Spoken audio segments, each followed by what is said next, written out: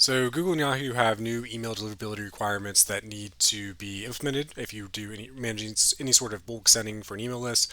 So there's a couple of things like you need to have a spam rate below a certain threshold. I believe it's 0.3%. You'll see a couple of different statistics quoted.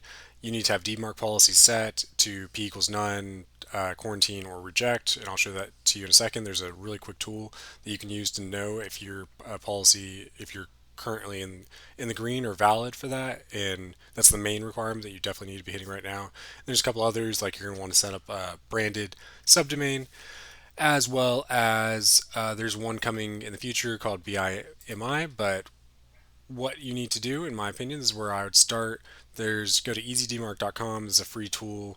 You can hover here, and this company is actually even recommended by Klaviyo as a platform for checking your records and keeping up to date. I believe Google recommends them as well, so decent reputation there. But you're going to go to other tools, then go to Domain Scanner, and then I'm going to use my website for an example, socialwomen.com.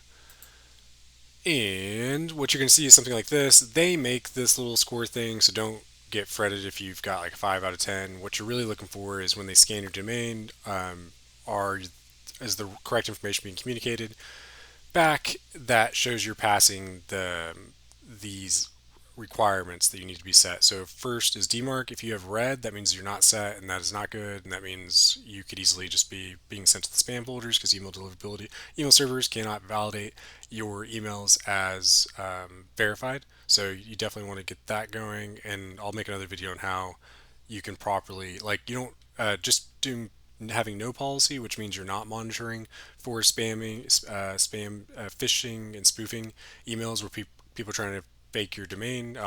That's kind of its own explanation. But the point is, you need to have a policy set, and you can start with having a policy saying none, but then update it later on as you're monitoring your email, that you've updated in the DNS records, and then it's going to start sending you suspect emails that it thinks that are not validated, that did not pass the DKIM or SPF records.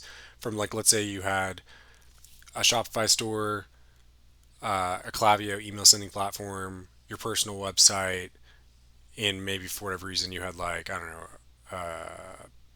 a another email platform that you're using that was sending emails, and those platforms were not didn't have registered records to your domain, like they're validated to send emails on the behalf of that domain, then you could have a valid email that's coming from like your Shopify store, that if those records are not in your domain, then when it sends like a transactional email automatically, it's can get in. It'll the email servers will be like, hey, this record didn't correspond back to the domain, so we're gonna say they're gonna quarantine that email. Currently, if you have none, they'll just let it pass through, and that'll keep you safe. As far as your, let's say, an e-commerce business, your emails will still go through, revenue will still happen, but over time, they're more and more they're going to be limiting those emails' abilities to even make it all together, and you're going to want to make sure your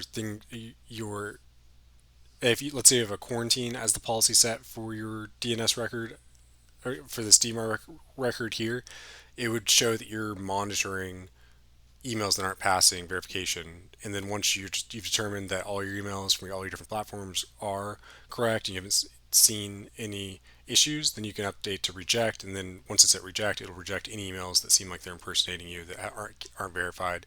And that's the most secure thing you could do.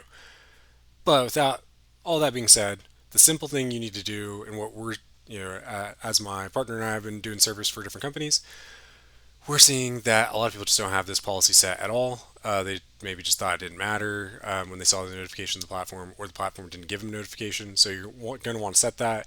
And for you to pass, for this to even be able to move to orange, I'm pretty sure these both have to be, one or the other has, you have to either do one or one of these for that to be set. And then BMI. So basically what you're going to want to see at the base level will be a yellow or orange, whatever color that is here, then green, green here. and then and then the BIMI, you'll have a red light generally, but this is the like the least priority. There's not like you're not directly being influenced by email deliverability standards right now for that, but they could become a requirement later on. So it's a good thing to do. You want to do it, and I'm pretty sure it doesn't have anything. It's like a code that sits in the like an invisible part of the header of your email that just show like matches like a it's like a record signature, but I'm pretty sure to even do pass this one, you have to be your DMARC policy has to either be quarantine or reject. So this one would be like green light, and then you're able to do this one. But most importantly, you need this orange one. That's the most important, which will require one of these to be green, and use this tool to be able to do that. And if you have any questions about this, or you want to be guided on how to solve this for your email domain. I've specifically done this for different companies, and I'd be more than happy to help. Feel free to click a link in the description to call, schedule an appointment, and I can help you run through this, how to exactly do this for you.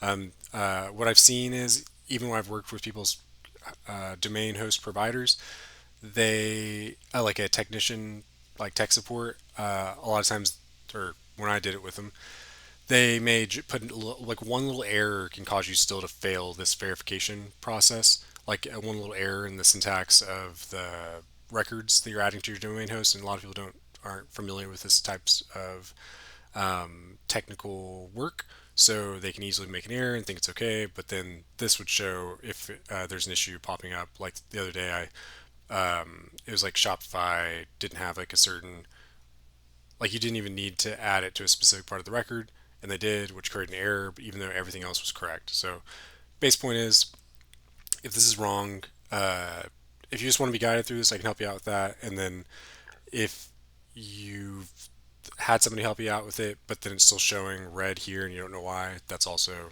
I can help you troubleshoot that. But either way, hope this video helps. The main thing is just having this tool and make sure you get these standards checked and updated so that you can keep sending emails, not lose business, that sort of thing. But I could ramble on all day. I hope you guys found usefulness in this video and have a wonderful day.